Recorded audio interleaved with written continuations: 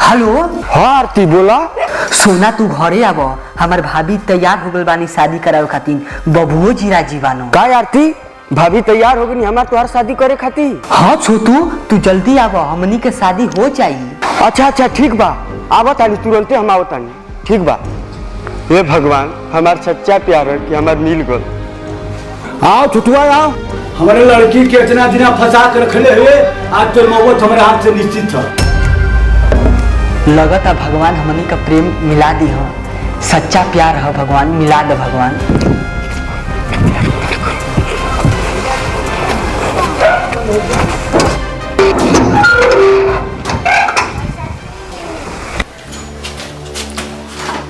का आरती तोहार भाभी हमार तोहार शादी करे खातिर राजी हो गई नी? हाँ छोटू भभिये ना बबुओ जी राजी हो गल बानो। तब तो लागता कि अमल को सच्चा प्यार मिल जाए आरती। आरती हम तोरे बिना ना जी सकिला, हम तोरे खातिर करेगा निकाल दे बाबा। छोटू हमहू तो से बहुत प्यार करेला छोटू, हमार साथ कबो छोड़ियो जा। हाँ हमार तो सच्चा प्यार मिल गल बा, अब हमार तोहार तो शादी होइए जाई। अब चल कि हम तो ऐश से जिंदगी जियल जाई। हाँ छोटू हम ऐश कर जिंदगी जियल जाई, जहाँ मन करी वैसा चल जाई। भगवान मन को सुन ले बालो।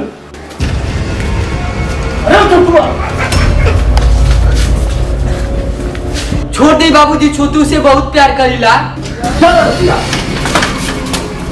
चल तो के बंद कर यार, चल।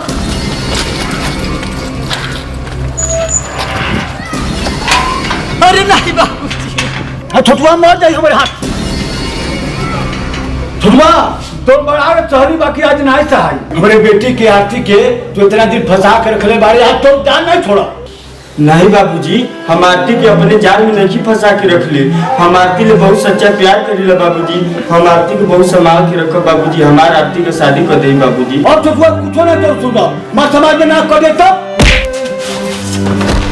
नहीं है बाबूजी। अरे बाबा बाबूजी छोड़ दे। अरे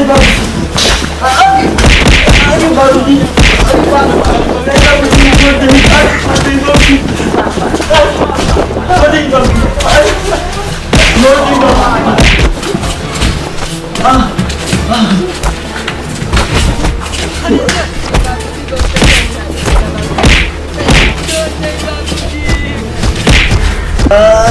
बाबूजी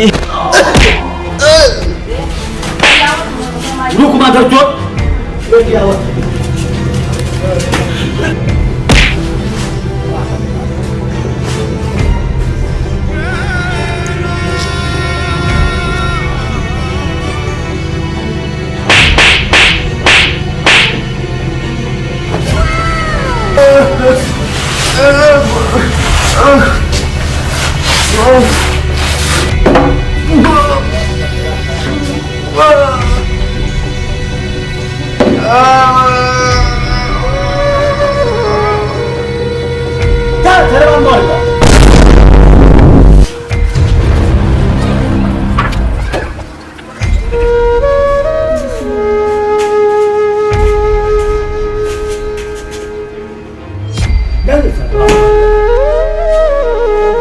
बड़ा आरती से बियाह कर चल रहे, प्यार कर चल रहे, अब तो हाथ हत्या कर दिया।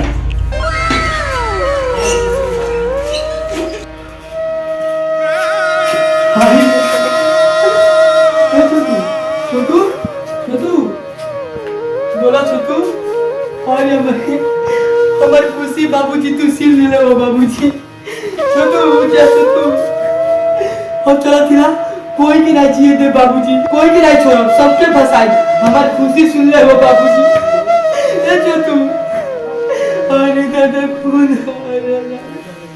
जाती ना, थाना में केस करो जाती ना।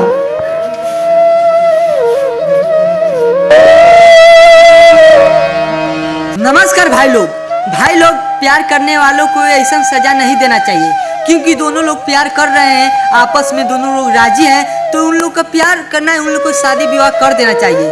तो भाई लोग आप लोग से यही कहना है कि आप लोग समझ से प्यार कीजिएगा, क्योंकि दुनिया बदमाश बन गई है। तो भाई लोग हमारा वीडियो पसंद आए तो लाइक और सब्सक्राइब और अपने दोस्तों में शेयर कर देना और कमेंट करके बताना कि वीडियो कैसा लगा और इन भाई को सपोर्ट कीजिए। ये वीडियो सिर्फ मनोरंजन के लिए बनाया गया था। हाँ भाई। तो जल्द लेकर आ रहे हैं एक धमाकेदार वीडियो। जय हिंद, जय भारत।